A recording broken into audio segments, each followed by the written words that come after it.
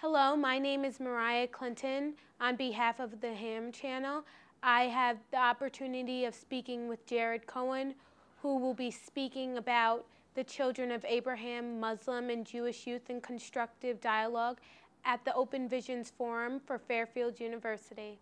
However, I'm really interested in knowing, was there a certain experience and or person that sparked a passion in you to pursue a career like this?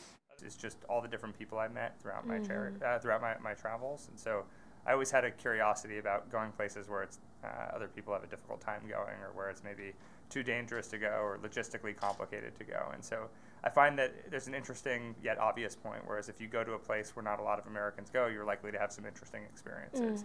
But the people you meet, throughout your travels are really remarkable. And I was very fortunate that as a student, undergrad, and a grad student, even younger, I had a real opportunity to travel and meet people from different cultures, different backgrounds, different ethnicities, different religions, and get a sense of what actually makes people around the world similar, what makes people around the world different, but what at the end of the day everybody has in common. But how do you describe your influence on the diplomacy and in a culture that is so socially connected to networks like Facebook and Twitter? I mean, to me, what makes technology interesting is how it can be utilized as a tool to connect people, not just to information, but to each other and to actual resources. And so what excites me is when we're able to use technology as a way to empower women in Afghanistan, or when we can use technology so that way women in India can turn on their irrigation systems over their phones, or use it in places like Kenya so that way the majority of the population who doesn't have access to a bank account can access a bank account over their cell phone. I know you've traveled to the Middle East, to places like Syria, Lebanon, Iraq, and Iran, as well as writing the book, The Children of Jihad.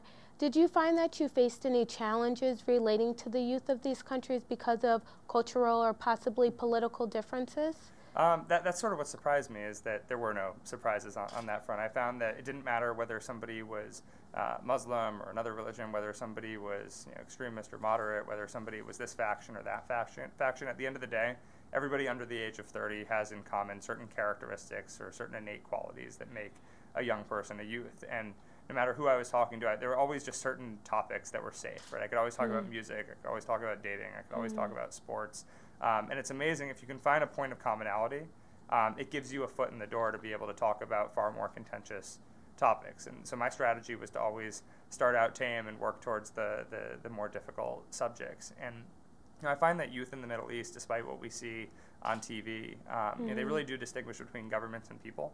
And whatever their views are of the U.S. government, they have a different view oftentimes of the American people. They actually value a lot of things that we're very proud of in the United States, like our educational system, our spirit of entrepreneurship that exists in our country. And they're like us, they're eager for information. Just because they have certain misperceptions doesn't mean they're not eager to have those misperceptions corrected. I know, as well as being involved with the youth in these Middle Eastern countries, that you have also interviewed terrorists from different militant groups. Can you tell us a little bit about that experience? Yeah, I can tell you that a blindfold tied too tightly on your head can actually cut off your circulation. But beyond that, it's my logic behind interviewing different terrorists and militant groups was I was trying to understand the full range of young people in the Middle East, and that meant everybody from the moderate, law-abiding citizens to some of the most extremist young people. And my goal in interviewing the young militants was, behind the masks, behind the the weapons, behind all the ideology and all of the rhetoric, was there in fact a young person that still existed somewhere in there? And it was very interesting to look at the dual lives that a lot of these young terrorists live, where they have sort of their terrorist identity and then they have their youth identity. And I often found it very interesting to experiment with the kinds of things that got them to lean more towards their youth identity. Every young person rebels, and in fact, when for a young person being a terrorist is the status quo, the rebellion is sneaking out of the camps and pretending you're a different religion, or pretending you're a different identity, or changing your name just to kind of get away.